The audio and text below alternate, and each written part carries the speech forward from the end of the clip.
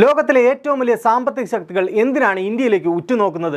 എന്തിനാണ് ട്രില്യൺ കണക്കിന് ഡോളറുകൾ ഇന്ത്യൻ മണ്ണിലേക്ക് ഒഴുകിയെത്തുന്നത്? അതിന് ഉത്തരമറിയണമെങ്കിൽ മാറി വന്ന ഇന്ത്യയുടെ വിപണി മൂല്യത്തെക്കുറിച്ച് മനസ്സിലാക്കണം. അടിസ്ഥാന വികസനത്തിൽ ഇന്ത്യക്കുണ്ടായ കുതിച്ചുചാട്ടത്തെക്കുറിച്ച് അറിയണം. അതുതന്നെയാണ് വൻകിട കമ്പനികളെ ഇന്ത്യയിലേക്ക് ആകർഷിക്കുന്ന പ്രധാന ഘടകം. ലോകത്തിലെ വൻകിട കമ്പനികൾ ഇന്ത്യയിലേക്ക് പണം നിക്ഷേപിക്കുമ്പോൾ അവർ വളരുന്ന ഇന്ത്യയുടെ ഭാവി ലക്ഷ്യമിട്ടാണ് നിക്ഷേപങ്ങൾ നടത്തുന്നത്. പുറത്തു വന്നുകൊണ്ടിരിക്കുന്ന വാർത്തകൾ മാത്രം മതി ആ വിശ്വാസം എത്രത്തോളം വലുതാണെന്ന് മനസ്സിലാക്കാൻ. റിലയൻസ് മെറ്റ സഖ്യം ഇന്ത്യയിൽ AI ഉൽപ്പന്നങ്ങൾ നിർമ്മിക്കുന്നതിനായി 855 കോടിയുടെ സംയുക്ത സംരംഭം. ഇത് വെറും പണമല്ല, ഇന്ത്യയുടെ സാങ്കേതിക വൈദഗ്ധ്യത്തിൽ മാർക്ക് സക്കർബർഗ് അർപ്പിച്ച വിശ്വാസമാണ്. ഗൂഗിളിന്റെ AI ഹബ് ലോകത്തെ ഞെട്ടിച്ച പ്രഖ്യാപനമായിരുന്നു അത്. ഇന്ത്യയിലെ AI ഹബിൽ $15 ബില്യൺ, ഏകദേശം 1,25,000 കോടി രൂപ നിക്ഷേപിക്കുമെന്ന് സുന്ദർ പിച്ചെ പ്രഖ്യാപിച്ചു കഴിഞ്ഞിരിക്കുന്നു. അതോടെ ഇന്ത്യയാണ് ആഗോള AIയുടെ ഭാവി എന്ന് ഗൂഗിൾ ഉറപ്പിച്ചു. ബ്ലാക്ക് സ്റ്റോണിന്റെ ഫെഡറൽ ബാങ്ക് നിക്ഷേപം ലോകത്തിലെ ഏറ്റവും വലിയ നിക്ഷേപ സ്ഥാപനങ്ങളിൽ ഒന്നായ ബ്ലാക്ക് സ്റ്റോൺ ഫെഡറൽ ബാങ്കിൽ $705 മില്യൺ, ഏകദേശം 5,800 കോടി രൂപ നിക്ഷേപിച്ചിരിക്കുന്നു. നമ്മുടെ ധനകാര്യ സ്ഥാപനങ്ങളുടെ കരുത്തും സുരക്ഷിതത്വവുമാണ് ഇവിടെ അടിവരയിടുന്നത്. എന്താണ് ഇതിന്റെ അർത്ഥം? ഈ നിക്ഷേപങ്ങളെല്ലാം ലക്ഷ്യമിടുന്നത് ഒരേ ഒരു മേഖലയെയാണ്, സാങ്കേതിക വിദ്യ. ഇന്ത്യൻ സമ്പദ് വ്യവസ്ഥയുടെ വളർച്ച ഇനിയൊരിക്കലും പരമ്പരാഗത മേഖലകളിൽ ഒതുങ്ങില്ല.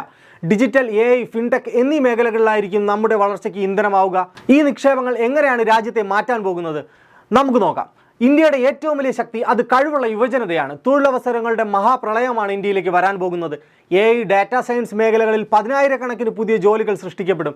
ഗൂഗിളിൻ്റെയും മെറ്റയുടെയും AI ഹബ്ബുകൾ സ്ഥാപിക്കപ്പെടുന്നതോടെ ഇന്ത്യ ലോകത്തിലെ ഗവേഷണ വികസന കേന്ദ്രമായി മാറും. ലോകത്തിന് വേണ്ടിയുള്ള ഉൽപ്പന്നങ്ങൾ ഇനി മേഡ് ഇൻ ഇന്ത്യ ആയിരിക്കും. UPI പോലുള്ള ഇന്ത്യയുടെ ഡിജിറ്റൽ പൊതു പ്ലാറ്റ്ഫോമുകൾ ലോകമെമ്പാടും മാതൃകയാക്കപ്പെടുന്നു. ഫിൻടെക് നിക്ഷേപങ്ങൾ ഇന്ത്യയിൽ സ്റ്റാർട്ടപ്പുകൾക്ക് പുതിയ ചിറകുകൾ നൽകും. നമ്മുടെ സാങ്കേതികവിദ്യ ലോകം ഏറ്റെടുക്കും. നമ്മൾ വെറും ഉപഭോക്താക്കളല്ല, നമ്മൾ സൃഷ്ടാക്കളാണ്. ഇനി ലോകം ഇന്ത്യയെ തേടി വരും. വളർച്ച വെറും സംഖ്യകളിൽ ഒതുങ്ങുന്നില്ല. ആഗോള വേദിയിൽ ഇന്ത്യയുടെ സ്ഥാനം മാറുകയാണ്. ലോകത്തിലെ 5ാമത്തെ വലിയ സമ്പദ് വ്യവസ്ഥയാണ് ഇന്ന് ഇന്ത്യ.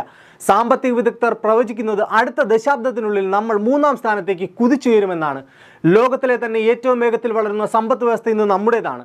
ലോകരാജ്യങ്ങൾ സാമ്പത്തിക നയങ്ങൾ രൂപീകരിക്കുന്നത് ഇന്ന് ഇന്ത്യയെ കൂടി പരിഗണിച്ചുകൊണ്ടാണ്. അന്താരാഷ്ട്ര തലത്തിൽ ഇന്ത്യയുടെ ശബ്ദത്തിന് ഇന്ന് മുൻപില്ലാത്തത്ര കരുത്തുണ്ട്.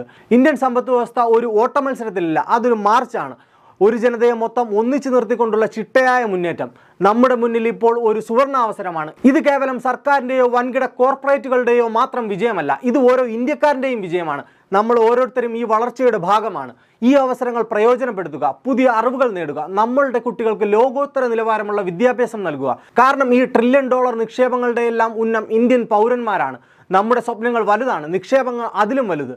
$1 ട്രില്യൺ നിക്ഷേപങ്ങൾ പ്രഖ്യാപിക്കുമ്പോൾ ലോകം ഒരു കാര്യം തിരിച്ചറിയുന്നു: 21ാം നൂറ്റാണ്ട് അത് ഇന്ത്യയുടെ നൂറ്റാണ്ടാണ്.